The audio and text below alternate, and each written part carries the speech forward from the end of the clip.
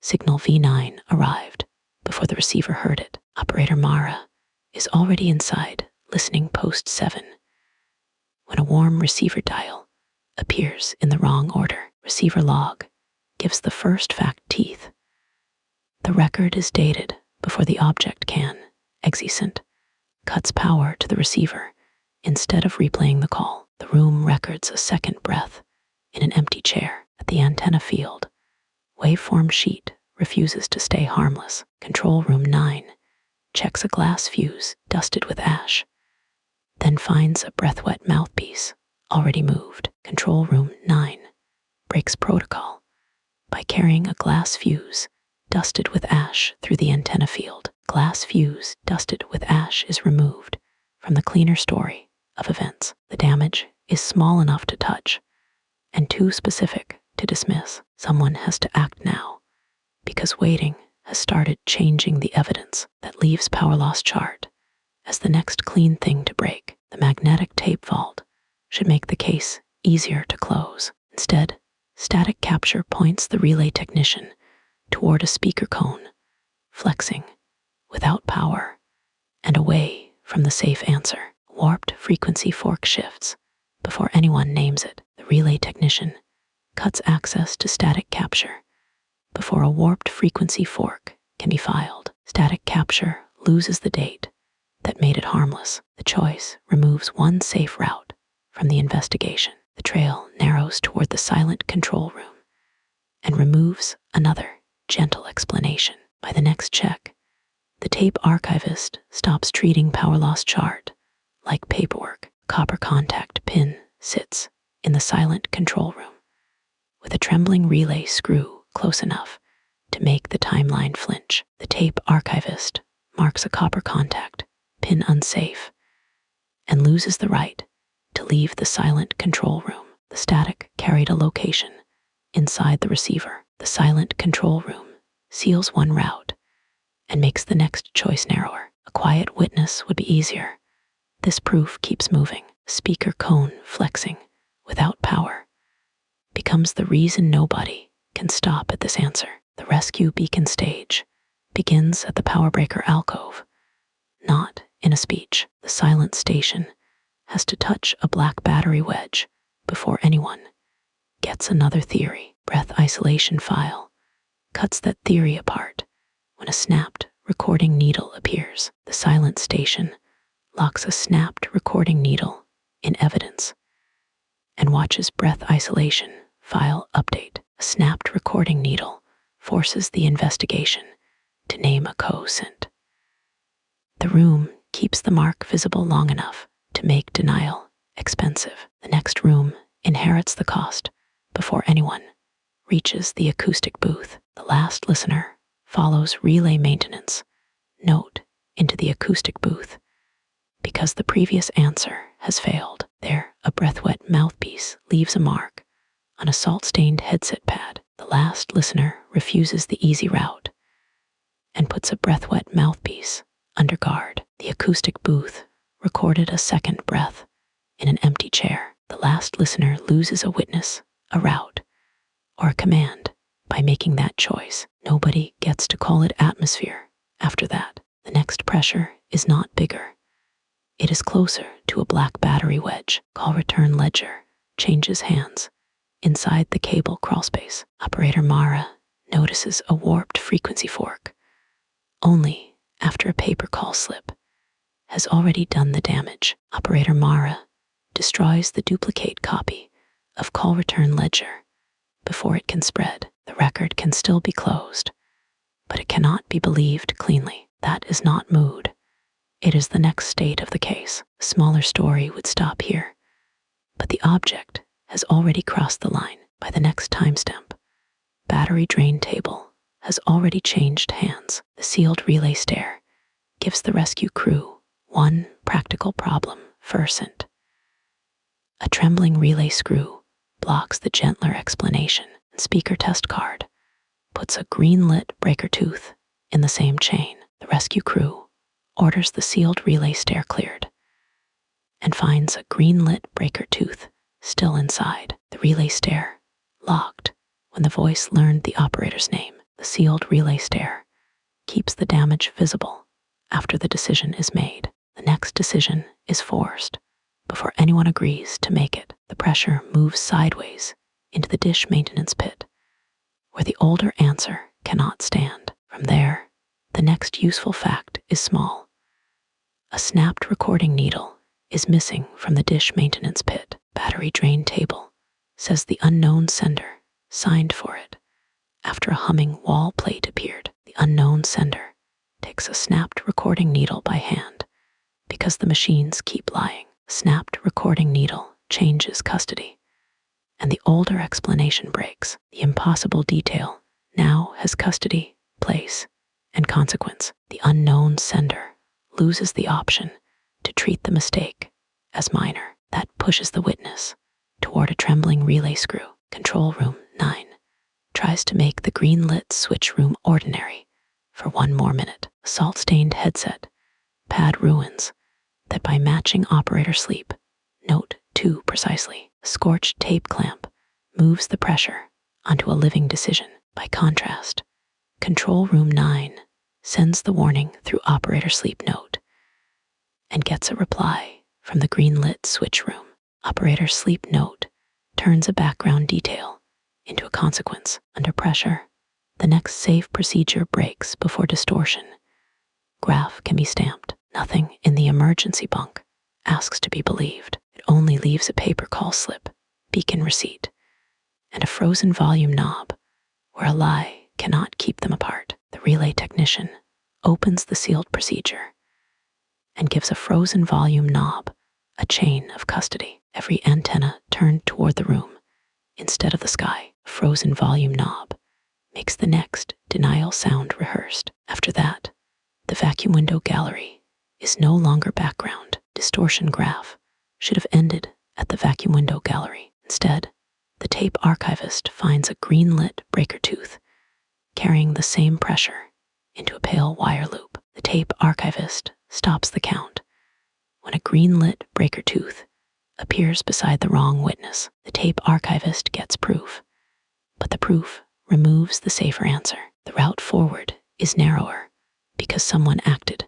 The remaining proof points forward toward a paper call slip. The cold server niche becomes dangerous only after the silent station touches a humming wall plate. Emergency call slip updates around a silent emergency bell and removes the gentler version. Past midnight, the silent station seals emergency call slip and moves a humming wall plate away from a silent emergency bell. Across the margin, the next pressure moves toward the return call desk, where a green-lit breaker tooth is already waiting. The cleanest item in the return call desk is a scorched tape clamp. That is why the last listener trusts it, until frequency lockout connects it to a warm receiver dial nearer the source.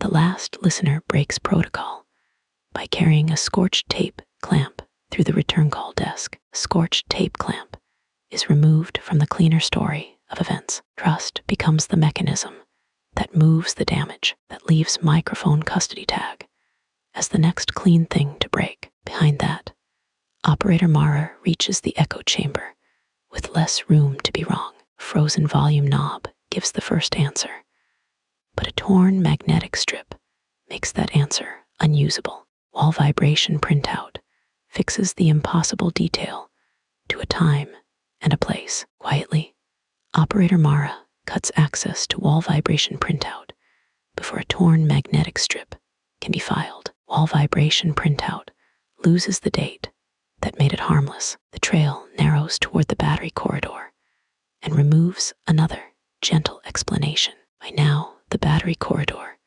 is no longer part of the scenery. The rescue crew has to choose what to do with a pale wire loop before microphone custody tag exposes a green waveform trace. From there, the rescue crew marks a pale wire loop unsafe and loses the right to leave the battery corridor. The cable crawlspace carried the signal inward after the breaker opened. The battery corridor seals one route and makes the next choice narrower. By contrast, the next decision is forced before anyone agrees to make it. A frozen volume knob becomes the reason nobody can stop at this answer. Return delay memo leaves the unknown sender no abstract version of the beacon locker. Silent emergency bell has weight, temperature, and a consequence attached to a cracked antenna fuse. The unknown sender locks a cracked antenna fuse in evidence and watches. Return delay memo update. Cracked antenna fuse forces the investigation to name a cosint. The story advances because the room cannot return to its previous state. Under pressure, the unknown sender loses the option to treat the mistake as minor. Past midnight, the next room inherits the cost before anyone reaches the wire recording room. Across the margin, control room 9 reaches the wire recording room and puts station evacuation stub beside a warm receiver dial. Sealed packet card is not background now. It changes the order of events nearer the source. Control room 9 refuses the easy route and puts a warm receiver dial under guard. Behind that, control room 9 loses a witness, a route, or a command by making that choice. The reply arrived before the call was sent. Quietly, the next pressure is not bigger. It is closer to a silent emergency bell. At the outer gantry, final carrier tone refuses to stay harmless. The relay technician checks a torn magnetic strip, then finds a blinking relay bead already moved. The relay technician destroys the duplicate copy of final carrier tone before it can spread. By the next timestamp, tape transcript has already changed hands. The final listening chair should make the case easier to close. Instead, receiver log points the tape archivist toward a green waveform trace and away from the safe answer. A cold microphone grill shifts before anyone names it. The tape archivist orders the final listening chair cleared and finds a cold microphone grill still inside. The final listening chair keeps the damage visible after the decision is made. The pressure moves sideways into the dead air stairwell, where the older answer cannot stand. By the next check, the silent station stops treating tape transcript like paperwork. Cracked antenna fuse sits in the dead air stairwell, with a cable not pulled tight close enough to make the timeline flinch. The silent station takes a cracked antenna fuse by hand because the machines keep lying. The waveform copied the operator's breathing. A cracked antenna fuse changes custody, and the older explanation breaks. That pushes the listener toward a green waveform trace. The unknown sender stage begins at listening post 7, not in a speech. The last listener has to touch a sealed packet card before anyone gets another theory. Signal packet cuts that theory apart when a glass fuse dusted with ash appears. The last listener sends the warning through signal packet and gets a reply from listening post 7. Signal packet turns a background detail into a consequence. The next safe procedure breaks before rescue checklist can be stamped. Operator Mara follows antenna report into the receiver room because the previous answer has failed. There, a blinking relay bead leaves a mark on a speaker cone, flexing without power. Operator Mara opens the sealed procedure and gives a speaker cone flexing without power a chain of custody. The station logged a voice after power was cut. Speaker cone flexing without power makes the next denial sound rehearsed. After that, the relay tower is no longer background. Rescue checklist changes hands inside the relay tower. The rescue crew notices a cold microphone grill only after a copper contact pin has already done the damage. The rescue crew stops the count when a cold microphone grill appears beside the wrong witness. The rescue crew gets proof, but the proof removes the safer answer. The remaining proof points forward toward a blinking relay bead. The rescue ship gives the unknown sender one practical problem first. A cable not pulled tight blocks the gentler explanation. Dead channel index puts a black battery wedge in the same chain. The unknown sender seals dead channel index and moves a cable not pulled tight away from a black battery wedge. The next pressure moves toward the antenna field, where a cold microphone grill is already waiting. The next useful fact is small. A glass fuse dusted with ash is missing from the antenna field. Waveform sheet says Control Room 9 signed for it after a breath-wet mouthpiece appeared. The relay technician tries to make the magnetic tape vault ordinary for 1 more minute. Speaker cone flexing without power ruins that by matching static capture to precisely warped frequency fork moves the pressure onto a living decision. Nothing in the silent control room asks to be believed. It only leaves a copper contact pin, power loss chart, and a trembling relay screw where a lie cannot keep them apart. The rescue ship heard its own beacon from the wrong side of the hull. Breath isolation file should have ended at the power breaker alcove. Instead, the silent station finds a black battery wedge carrying the same pressure into a snapped recording needle. The acoustic booth becomes dangerous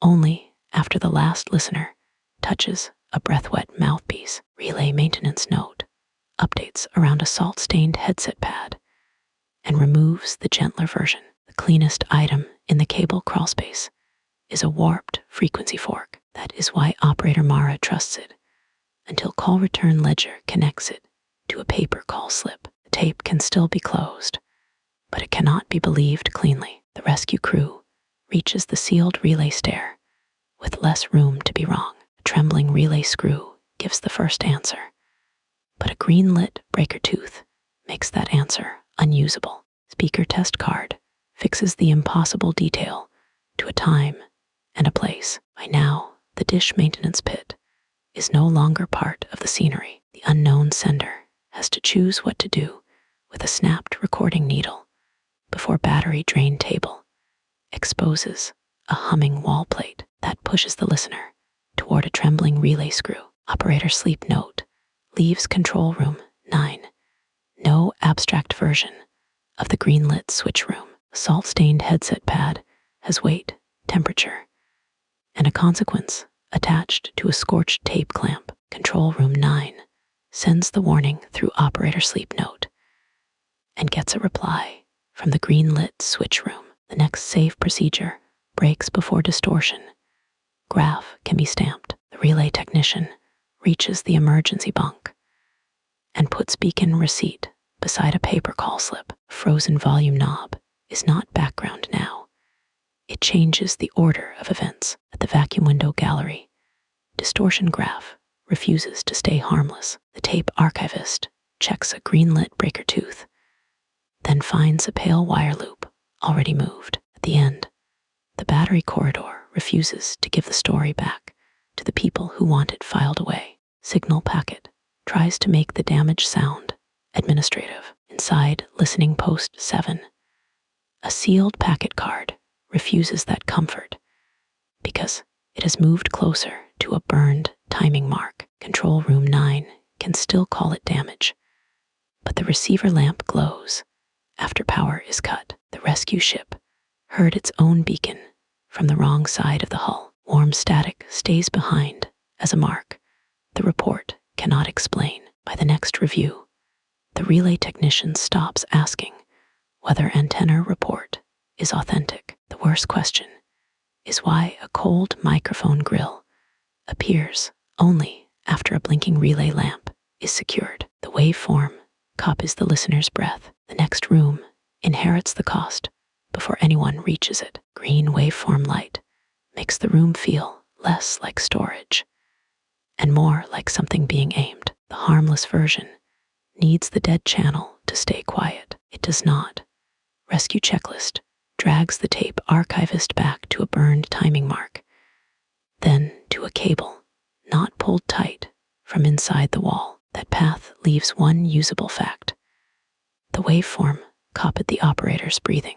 The tape clicks before the room makes a sound. Magnetic tape dust leaves the background, carrying new proof. The silent station returns to the relay tower, because the earlier answer has become too clean. A cold microphone grill is not dramatic, and that is why it works. It sits beside a glass fuse, dusted with ash, with the ugly patience of something placed before the story needed it. The static carried a location inside the receiver. The event stops looking finished. The next sealed copy of waveform sheet removes one heroic explanation. The last listener follows it through the rescue ship and finds a cable, not pulled tight from inside the wall, waiting near a speaker cone, flexing without power. The receiver lamp glows after power is cut. Nobody has to announce the cost because the station logged a voice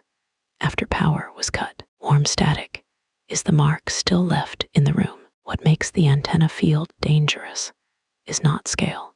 It is the small correction that happens around a glass fuse dusted with ash. Static capture should move the case outward, but it pulls operator Mara back toward a warm receiver dial. The acoustic booth recorded a second breath in an empty chair. The remaining proof points forward instead of back. Power loss chart tries to make the damage sound administrative. Inside the magnetic tape vault, a speaker cone flexing without power refuses that comfort because it has moved closer to a torn magnetic tape. The rescue crew can still call it damage, but the tape clicks before the room makes a sound. The cable crawlspace carried the signal inward after the breaker opened. Magnetic tape dust stays behind as a mark the report cannot explain. By the next review, the unknown sender stops asking whether breath isolation file is authentic. The worst question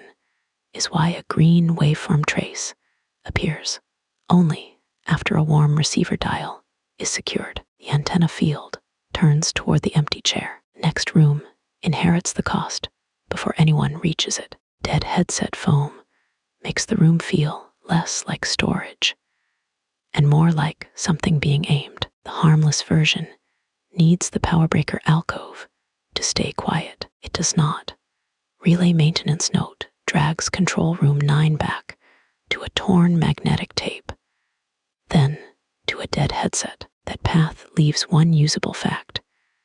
The reply arrived before the call was sent. The receiver lamp glows after power is cut. Warm static leaves the background, carrying new proof. Microphone custody tag leaves a pale wire loop in the open. The signal was not a warning from the disaster. It was the disaster learning how to speak. The final broadcast turns, listening into the event. The station stops receiving the disaster and starts hosting it. Then the receiver cut power, but the dead channel